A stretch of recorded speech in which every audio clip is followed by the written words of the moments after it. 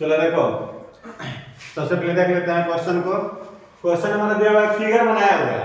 Question में हमारा figure दिया हुआ है और उसमें बोल रहा है कि सेक थीटा का मान ज्ञात करना है। जब फिगर दिया हुआ और सेक थीटा का मान ज्ञात करना है तो हमारा एक समकोण त्रिभुज दिया हुआ है। समकोण त्रिभुज दिया हमारा ए बी और सी, जिसमें हमारा बी कितना डिग्री है 90 डिग्री और सी पर क्या माना हुआ है थीटा। सी पर क्या माना हुआ है थीटा। तो सबसे पहले क्या करेंगे हम लोग, थीटा के जस्ट सामने वाले क्या बोलते हैं लंब, और इसको क्या बोलेंगे आधार, और ये हमारा क्या है कर्ण। क्या नहीं पता है हम लोग को, कर्ण का मान पता नहीं है। तो कर्ण हम लोग यहाँ पे नहीं लिखेंगे, इसमें नाम लिखेंगे। जब कभी भी क्वेश्चन में फिगर दे दिया हुआ रहेगा तो फिगर में हम लोग नाम लिखेंगे, लंब आधार और कर्ण वहां पे नहीं लिखेंगे। हम लोग यहाँ पे लिखेंगे हमें क्या नहीं पता है बाबू, AC। क्या नहीं पता है AC, लेकिन मन में हम लोग को क्या है कि निकालना है कर्ण। मन में क्या है कर्ण, यही ना है। तो कर्ण बराबर फॉर्मूला बताया जाए, अंडर रूट आधार स्क्वायर प्लस लंब स्क्वायर। कर्ण बराबर फॉर्मूला होता है अंडर रूट आधार स्क्वायर प्लस लंब स्क्वायर। बताओ आधार का मान कितना है 4 स्क्वायर, लंब का मान 3 स्क्वायर। कोई दिक्कत है यहाँ पे? इस पर अंडर रूट 4 का स्क्वायर करेंगे 3 का स्क्वायर जोड़ देंगे तो 25, 25 वर्गमूल 5 सेंटीमीटर में है, तो इससे भी किसमें लिखेंगे। अब हमारा मान पता जैसे ही चल गया तो हमें अब निकालना क्या है, यहाँ पे देखेंगे सेक थीटा। तो लिखेंगे सेक थीटा बराबर, लिखेंगे सेक थीटा। तो बताओ सेक थीटा का फॉर्मूला क्या है, कर्ण बटा आधार। सेक थीटा का फॉर्मूला कर्ण बटा आधार, यही ना। बताओ इसमें कर्ण क्या था AC, कर्ण क्या है AC, आधार क्या है BC। बताओ AC का मान कितना आया है 5 और BC का मान कितना है 4। अब बताओ सेंटीमीटर लिखना भी कोई जरूरी नहीं है, क्योंकि सेंटीमीटर से सेंटीमीटर कहाँ हो गया कट गया, ये हमारा क्या हो जाएगा आंसर। किसी को दिक्कत नहीं बनेगा इस तरीके से। अब थोड़ा सा इसको एक बार समझेगा, ठीक है। 1 2 3 क्वेश्चन को बढ़िया से पहले देखो समझो, उसके बाद में फिर बनाना ही है। कि अगर हम लोग समझ लेते हैं एक बार तो हम लोग बार बार जितना भी क्वेश्चन रहेगा बना सकते हैं। अगर हम लोग अच्छा से समझे नहीं है तो फिर एक क्वेश्चन बनाएंगे, दूसरा क्वेश्चन में फंस जाएंगे, फिर तीसरा क्वेश्चन बनाएंगे, फिर चौथा क्वेश्चन में फंस जाएंगे। इसलिए पहले समझ लेना है। अब इस फिगर को पहले तीसरा क्वेश्चन देखते हैं। इस फिगर को देखो, तो इसमें हमारा ये क्या है थीटा। हम बोले हैं थीटा के जस्ट सामने वाले को क्या बोलते हैं, बता दिए है ना। थीटा के जस्ट सामने वाले को बोलते हैं लंब। तुमको दिक्कत है तो यहाँ पे छोटा सा अपना डिनोट कर दो, लंब है, लिखना नहीं है, मन में बैठा लेना है। तो लंब, ये बताओ क्या हो गया आधार, और ये क्या हो गया कर्ण। हम लोग को निकालना क्या है लंब। तो लंब नहीं लिखेंगे, क्या लिखेंगे QR, नाम लिखेंगे ना QR। तो QR बराबर फॉर्मूला था, तो लंब बराबर फॉर्मूला, तो लंब बराबर फॉर्मूला क्या होता है अंडर रूट कर्ण स्क्वायर माइनस आधार स्क्वायर, कर्ण स्क्वायर माइनस आधार स्क्वायर। बताओ कर्ण का मान कितना है 13 स्क्वायर, आधार का मान कितना है 5 स्क्वायर, फिर 13 का स्क्वायर 169, 5 का स्क्वायर 25, घटा देंगे 144 आ गया मान। अब हम लोग इसमें क्या चाहिए कोसेक, क्या चाहिए कोसेक। तो बताओ कोसेक थीटा का फॉर्मूला क्या होता है कर्ण बटा लंब। कोसेक थीटा का फॉर्मूला कर्ण बटा लंब। अब इसमें देखो तो कर्ण कौन सा है PR, कर्ण कौन सा है PR, क्योंकि कर्ण सबसे बड़ी भुजा, कर्ण जो होगा सबसे क्या होगा बड़ी भुजा। अब इसके बाद बट्टा लंब चाहिए। तो बताओ इसमें लंब कौन है, तो थीटा के जस्ट सामने वाला। तो थीटा के सामने क्या है QR, तो QR। बताओ PR का मान कितना है 13, QR का मान कितना है QR, यहाँ निकला ना। तो आगे आंसर कितना 13/12। अब थोड़ा सा ध्यान देगा, इसमें मिस्टेक कहाँ होता है, हम लोग यही चीज को नहीं समझ पाते हैं, लगातार बनाते चले जाते हैं। लेकिन हम इसको पहले ही बता चुके हैं, थीटा के अनुसार लंब होगा। लंब कौन सा होगा थीटा के सामने वाला, थीटा के जस्ट सामने वाला। कभी भी याद रहेगा इतना, थीटा के जस्ट सामने वाला हमेशा क्या होगा लंब। तो दोनों क्वेश्चन इसीलिए हम एक साथ बताए। सबसे पहले इसमें थीटा लिए, इसको क्या माने लंब, ये क्या हुआ आधार, और ये क्या हुआ कर्ण। इसमें जब ये थीटा हुआ तो थीटा के जस्ट सामने वाला क्या रहा लंब। चलो उधर से थीटा के जस्ट सामने वाला क्या हुआ लंब हुआ। थीटा के जस्ट सामने क्या हुआ लंब। तो ये जब हुआ लंब तो क्या हो गया आधार और ये क्या हुआ कर्ण। किसी को दिक्कत फार्मूला याद रहेगा और फार्मूला याद रहेगा तो हम लोग लंब भी पहचान लेंगे। कर्ण हमेशा कौन होता है 90 के जस्ट सामने वाला भुजा। 90 डिग्री जस्ट सामने वाला भुजा को क्या बोलते हैं कर्ण। और थीटा के जस्ट सामने वाला भुजा को क्या बोलते हैं लंब। जो बच गया क्या हो गया कोई दिक्कत। अब इस क्वेश्चन को देखते हैं ठीक है। इस क्वेश्चन में अगर थोड़ा सा बदलना भी चाहे तो बदल सकते हैं लेकिन आगे क्वेश्चन में बदलेंगे। तो इसमें हम लोग क्या करेंगे सबसे पहले थीटा के जस्ट सामने इसको क्या बोलते हैं तो हमें यही निकालना है। तो क्या लिखे PQ लिखेंगे यस सर होगा। तो लंब बराबर फार्मूला बताओ अंडर रूट कर्ण स्क्वायर माइनस आधार स्क्वायर।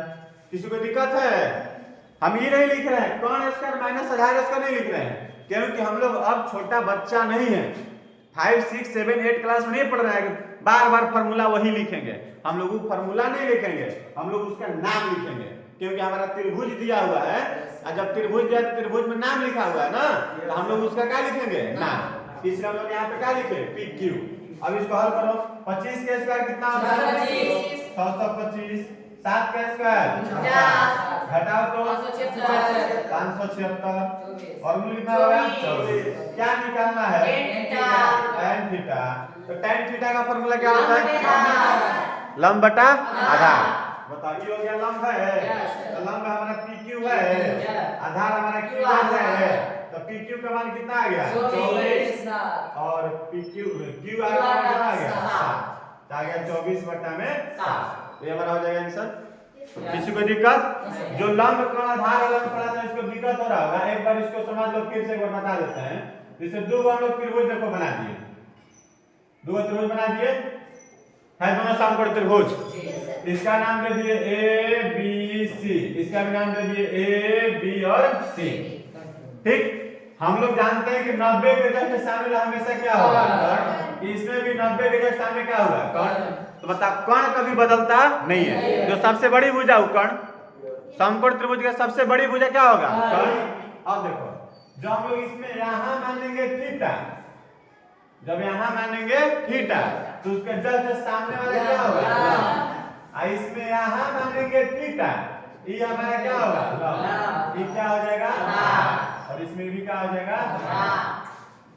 किसी को दिक्कत ये बात हमेशा याद रखना होगा और ये बात याद नहीं रखोगे तो लंब कर्ण आधार में दिक्कत हो जाएगा। किसी को दिक्कत चलो छापो इसको।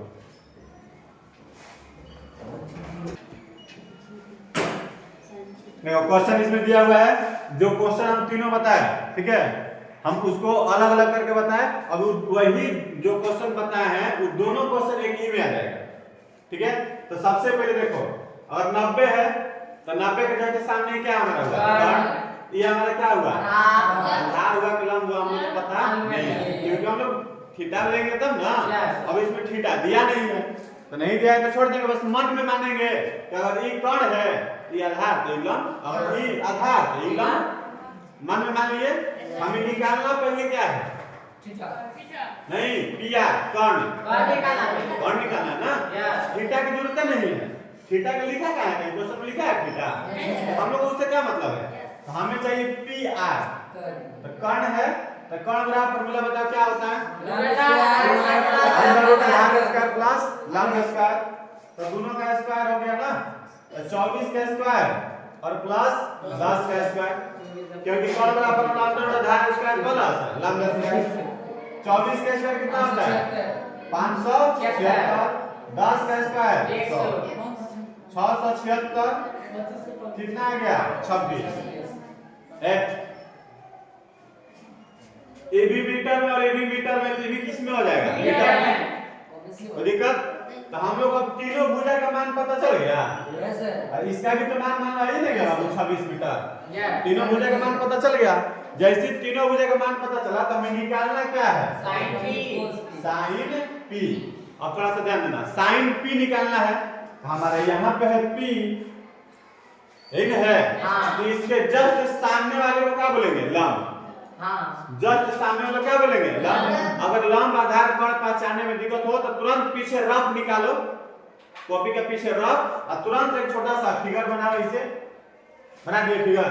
यहाँ पे मान लिया हमारा ये P, ये Q और क्या है R। ये हमारा क्या है कर्ण, ये हमारा क्या है कर्ण। जब E कोण लेंगे तो इसके जस्ट सामने वाला क्या होगा लंब, E का हो गया आधार। रफ पे इतना तो कर सकते हैं ना, तुरंत रफ पे कर लो, 1 2 बार 3 बार रफ पे करोगे माइंड में घूमने लगेगा, फिर आसान हो जाएगा। रफ पे कर दिए। sin p का यहाँ से फॉर्मूला बताओ, sin p तो p के जैसे हमने लंब लिख दिया पूरा। तो बताओ sin है क्या यहाँ पे sin, तो sin का फॉर्मूला लंब बटा, sin का फॉर्मूला लंब बटा कर्ण, sin का फॉर्मूला लंब बटा कर्ण। तो बताओ लंब, लंब क्या है q और कर्ण क्या है बताओ क्यू आर का मान ढूंढो कितना है 24, पी आर का मान कितना है 24। हो जाएगा आंसर। अब निकालना है cos r, एक और मान क्या निकालना है cos r। अब ध्यान दो, फिर से यही रफ जहां पे तुम किए हो वहीं पर रफ पे लिखो, कर्ण तो यही रहेगा। थोड़ा सा यही ध्यान देना, इसे बहुत गलत होता है।